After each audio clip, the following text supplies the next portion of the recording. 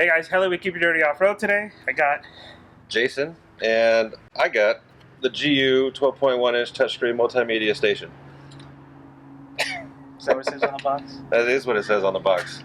Alright guys, as promised, we're going to be doing an install of this thing. We got our hands on a demo unit from GU Autotech at SEMA.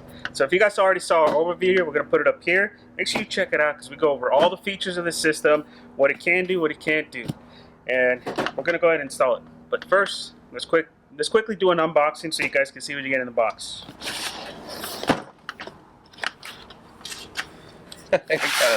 This is true when it comes to the touchscreen world. You're going to get a bunch of wiring harnesses, like this is your antenna, this is your GPS antenna, a bunch of other different harnesses. We don't know what they're for, but we're going to find out. So it does come with the, I guess you can call it the shell. Bezel. Yeah, the new bezel. It does come with two of these empty because you're expected to reuse the buttons, the factory buttons. So it comes with one extra to kind of cover it up, and then you reuse any extra covers or factory buttons put in the other spots. That's cool because my truck only has 2 open spots for switches, so that third switch would have been an empty hole without that cover. Yep. It also comes with the pry tool, so the only thing you really need is a 7mm. The creme to the creme right there. And then there's the screen right there. And then you get a bunch of extra wiring harnesses. Some of which you'll need, some of which you won't. It all really depends on the model truck you have, and they have quite a complicated wire harness online. So hopefully it's not too crazy and it's an easy figure out. Alright, so first thing we're going to do is take off the old system first, and then we'll get into installing this thing. Alright, we need to pry that stereo cover off first. Do it towards the front. Or 2.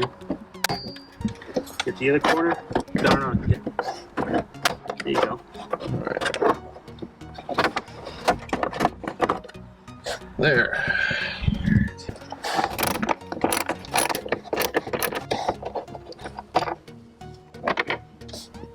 Get the pry tools and just pop open the front. And you can use the built-right base to help you prop up.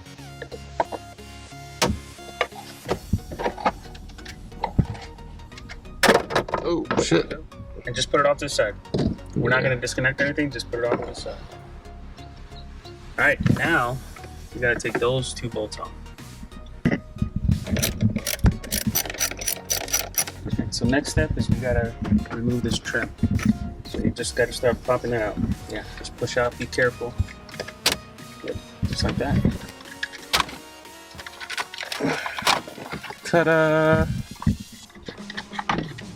Now we gotta go in and disconnect the wire harnesses. There we go. There it is. And there's the base. Basically the only thing we need from this guy are the clips and the buttons. So we're going to put this off to the side.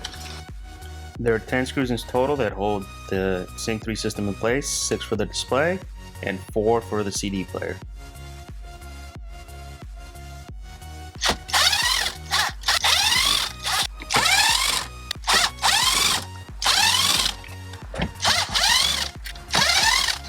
Now be careful removing the bottom bolts, or any bolts for that matter, because you can easily lose them in the crevices in the back, just like we did here. Mother. Oh well. We'll get that one later. But it's in there. At least we know it's safe. Alright, so we're gonna go ahead and disconnect this. There we go. It's just squeezing out. That's the old Sync 3 system. Goodbye. What's holding this thing in? It's probably going to be a pressure fitting in the back. There we go. Oh yeah, because it's a CD player. Holy crap, this has got a ton of connections on it. Look at all that.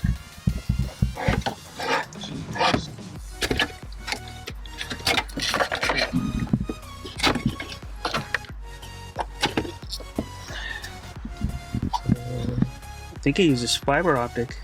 Really? Yeah. I think that's fiber. And what do we have here? We have our buttons up top. This is our climate control. And all these right here are our radio, including this stuff down here, which I don't know if we're gonna get to reuse all of this, but we will see. Basically, you're gonna need to reuse a bunch of stuff. All right, so this one's missing a couple clips because it's a demo unit. We need to transfer over all the buttons.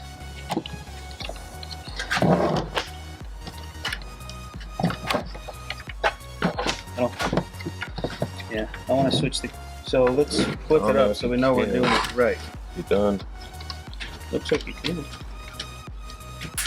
Yeah, you're right. You can only go in one spot. So see how there's little tabs right there? See those tabs? 1, 2, 3. Those align with the buttons. And the buttons can only go into one spot. See, like this one can't go over here. It can only go right there. Well, so much for being able to reorganize. Oh well. Buttons are moved. Clips. Let's go ahead and do some of these clips.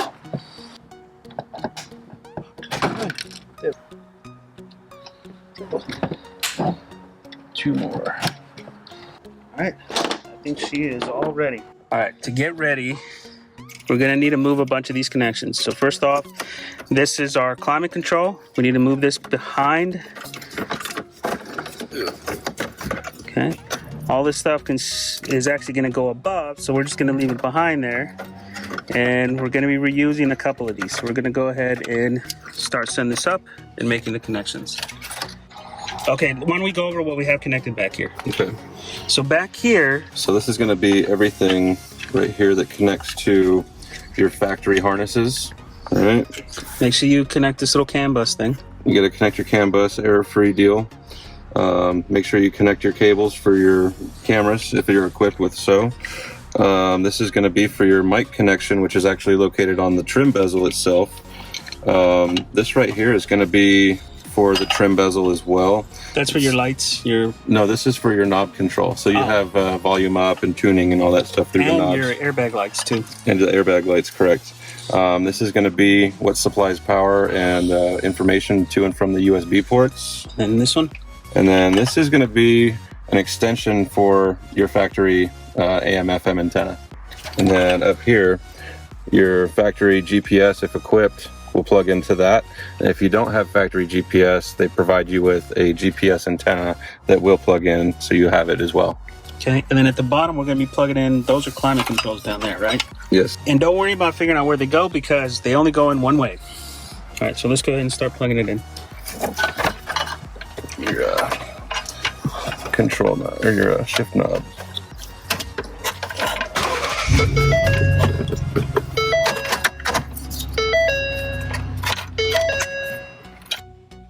Now from here we went ahead and started using the connections. We actually had to turn off the audio because we had to put the shifter back in order to have enough room, and that just made the alarm, you know, that stupid things go off. But there's only one way for things to go, so don't worry too much. If it doesn't connect, that means you have the wrong connector. Right here is the antenna connection. Make sure you marry this one to the orange antenna connector and route it over the top of that little bar in the middle. Now, before you put the display in, there are 3 cables you need to watch out for. There's a microphone cable here that goes off to the side of the display, and then there's 2 connection cables that go down to the bezel. You want to make sure you get these cables out of the way before you start pushing them back. Otherwise, you're going to have to take it off, find the cables, and make the connections.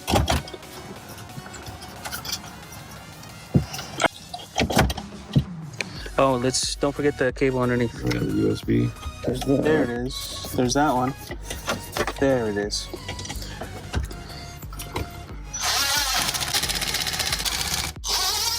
All right, let's go ahead and do the bezel now.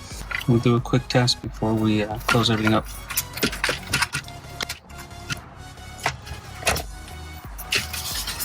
Let's connect those guys up. They only go in one way.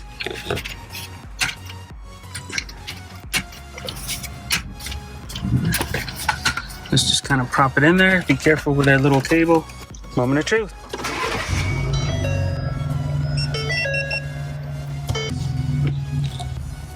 All right, let's go make sure we have the right profile set up. Settings, system, no, system, English. Never go to general. Hold on. So you go like this. So configuration settings. So now you choose what model, F150, F250. This is very important after installing a screen because like this one's a Lariat, so you need to of course choose Lariat because if you're going to have an XL, you're not going to have all the features of your vehicle. You won't Does this also have one for Raptor? There it is, Raptor, 802A, 802. Yeah. Wow. So that's it. Then you just save. So Raptor, speakers, normal, ABN with touch controls. Yep, that's all good. Let's do a scan. 60 plus from dawn to dusk in the red. See navigation. I don't think it likes. Yeah, I don't think it likes the stock antenna. Let's get it to auto. There it goes. Seems to be controlling that. You got your ventilated? Sounds like it, right? Sounds like it's on, yeah. I know some of the other ones have soon. So let's go ahead and hook up that antenna. I have to move this back a little bit. I do. I'll go ahead and close her up. Yeah, just do this. It says 8, but it's not It's in going up. It's probably gotta go through like a calibration. There we go. There it goes. I finally figured it out. Yep, that's what it was. Do me a favor. Put the antenna down in the bottom. See if it'll still work without having it pop out. Yeah.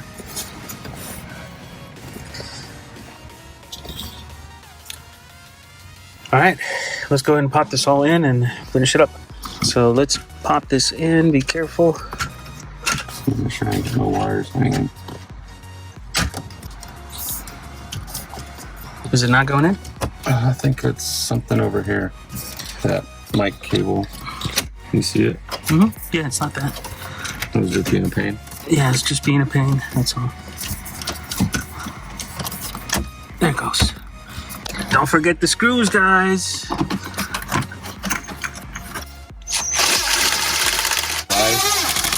Wrong way. Oh, yeah, you got it right. You got it right.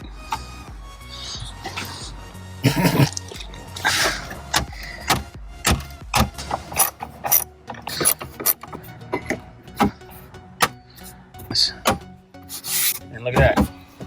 Still have 10 on the signal. Sweet. Good to know. So this is everything that gets left behind. You get this thing, your display, CD, bolts, -1 because we lost it behind. Depending on your application, you'll use some of these harnesses or you won't. So for example, if you don't have the stock 360 cameras, this is what you would use, and you actually gain an input. You get an audio input, and you have all these camera inputs as well that you can add to it. So overall, it was a relatively simple install. No real special tools. Any pry tools you need, it comes with it. You just need a 7mm wrench, Socket. whatever, 7mm socket. Pry tool. And a it- little screwdriver go. And it's kind of cool checking this out, right? Because the amp is right here Yep. for the sync system, and I think most of the processing power is in the CD unit. Be interested to see how much different this is. The other thing you do lose is your USB connections. Normally, the USB connections in the cubbyhole come up to here. This isn't used anymore, so you lose that. Stay tuned, guys. We're going to do a follow-up video where we're going to go over the whole system in the truck, how everything works. We're going to go through and do a long-term review and see how it stacks up, right? Is it easy to live with? What do you lose? You know, all that stuff, right? Do I really need some of the remote app access? We're going to test all that out and check it out. One thing I do want to point out too, I've seen some of the other systems that are offered, they require you to remove your passenger airbag and warning light label or indicator. And they had to tear apart the whole backside of this trim panel to do it. That one came with it, so I was pretty impressed. A little bit more complete. All right, guys. Thanks a lot for watching. Make sure you put any questions in the comments below. Don't forget to subscribe. Follow us on Instagram, Heliamudo. Scrapter1023. And we'll see you guys on the next one. Did you just peace sign the camera? Yes, I did.